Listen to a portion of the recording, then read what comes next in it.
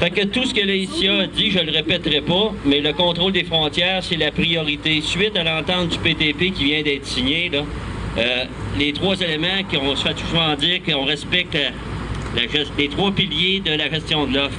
Bien, le premier, on le fait. C'est-à-dire, on produit en fonction des besoins.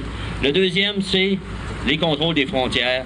Bien, on espère que les gouvernements qui vont être élus le 19 travaillent dans ce sens-là. Parce que le troisième élément, c'est un prix en fonction du coût de production qu'on doit aller chercher. Mais les frontières, là, c'est pas compliqué, là, c'est une affaire de ministère. Il y a une agence frontalière qui dit que c'est des protéines, puis l'Agence canadienne d'inspection des aliments, eux autres disent que c'est du lait. Fait que la fabrication, là, puis comme l'ICA le dit, c'est pas le producteur qui est gagnant, c'est pas le consommateur. On est perdant toutes les deux, les transformateurs et les producteurs. Fait que c'est plate, là. Il y a des personnes qui se présenteront pas devant vous pour défendre ce que leur gouvernement a fait. On demande, nous, au syndicat provincial, toutes les manifestations qui vont être faites, sachez qu'il faut les faire dans un certain respect, parce que les personnes qu'on interpelle, c'est ceux qu'on a besoin pour négocier après. Fait que moi, je suis surpris là, souvent de voir comment le monde se déplace, comment que le monde sont interpellés, mais comme Laetitia l'a dit, c'est... Laetitia. Bon, c'est ça. Depuis 5 mois qu'on vit là, une perte de revenus de 8 à 10 %, puis que ça ne se répercute pas sur les tablettes. La seule place où ça se répercute, c'est dans nos conditions de vie à la ferme. Puis ça arrive dans le pire moment, c'est l'été, et puis on ne gère pas, veut dire, on n'a pas un grand contrôle sur nos dépenses. Là. Fait que j'espère là, que les élus, en tout cas les candidats, vont travailler pour nous quand ils vont être élus, autant que ce qui se dit pendant les campagnes électorales. Ça, c'est primordial, là, parce qu'il faut faire confiance à ceux qu'on met en avant pour élire, qu'on élue. On élit, c'est ça, ouais. Et puis après ça, ben,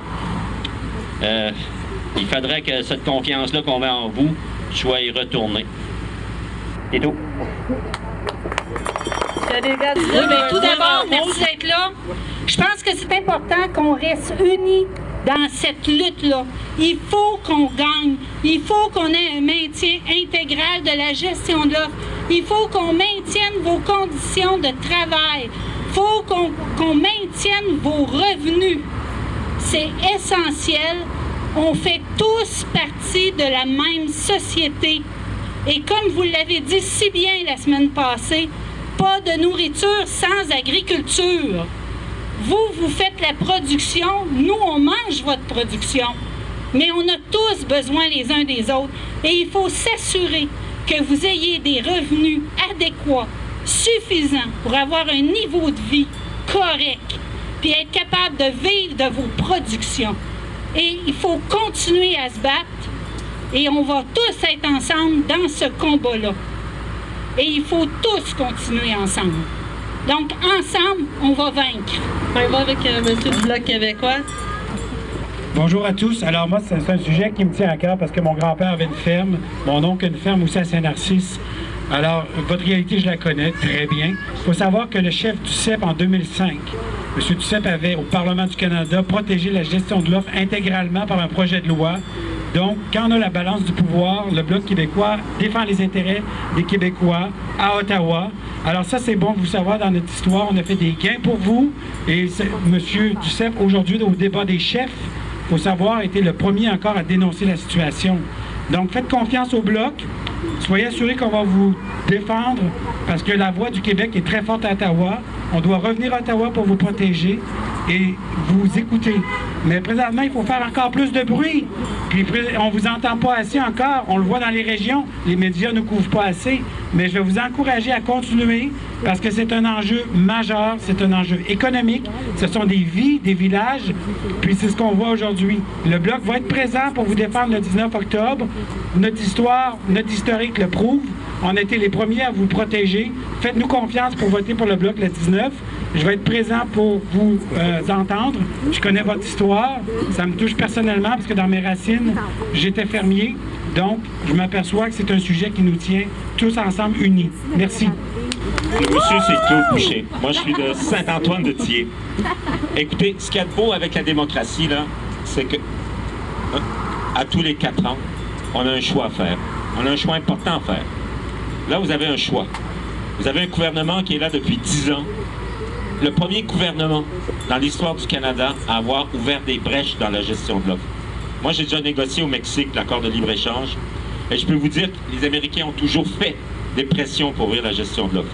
Et il y avait des gouvernements conservateurs de M. Mulroney ou libéral de M. Chrétien parce qu'ils connaissaient la réalité du Québec, parce qu'ils étaient présents très fort au Québec. Ils ont refusé de faire des concessions pour la gestion de l'offre. Aujourd'hui, vous avez un gouvernement dont le premier ministre est de l'Ouest et à la fin, c'est toujours l'intérêt de l'Ouest qui passe avant les intérêts du Québec. Et je pense que ça, il faut mettre fin à ça. Moi, je suis convaincu qu'on a besoin de changement. Il faut changer de gouvernement. Mais pour changer de gouvernement, il faut être sûr qu'on vote de façon à ce qu'il y aura du changement. Moi, tout ce que je peux vous dire, c'est que le Parti libéral, c'est le parti qui a créé la gestion de l'offre. C'est le parti qui n'a jamais fait de concession sur la gestion de l'offre, qui a toujours protégé la gestion de l'offre. Aujourd'hui, ce qui est important, c'est de prendre rapidement des mesures pour freiner à la frontière l'entrée des protéines de lait. Le gouvernement conservateur avait des mois pour faire ça. Ils ne l'ont pas fait. Moi, je trouve que le gouvernement conservateur, c'est comme une espèce de libellule qui sort de son cocon 6 mois avant les élections. Avant ça, on n'entend jamais parler, puis d'un coup, au moment des élections, là, il se préoccupe de tous les problèmes. C'est pour ça qu'il faut changer de gouvernement. Et moi, je vous dis, vous allez avoir une décision importante à faire, parce que c'est pas tout de changer de gouvernement. Il faut trouver une alternative. Quelle est la meilleure alternative? Il faut surtout voter de façon à ce que vous protégiez vos intérêts.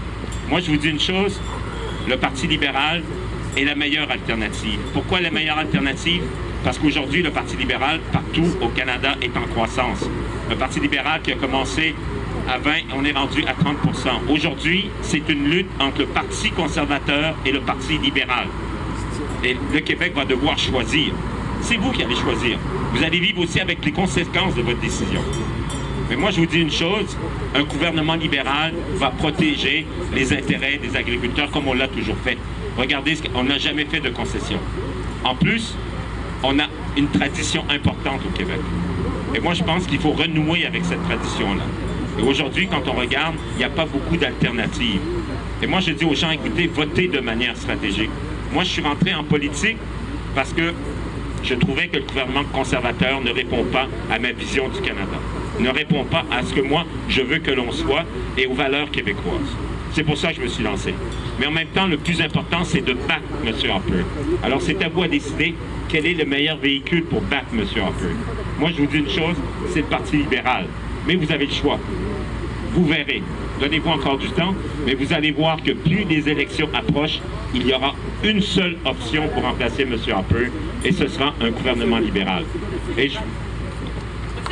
Merci. Aujourd'hui, on s'en rendait très nerveux. J'avais un objectif de 60 personnes. Il y a quelqu'un qui en a compté 80, puis il m'a dit qu'il avait compté ça bien vite.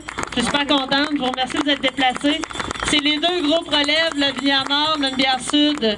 Avec David Bilodeau, on organisait ça conjointement. On n'a pas tout à fait 24 heures, on a réussi à rejoindre beaucoup de gens. On sait qu'il y en a qui sont dans les champs.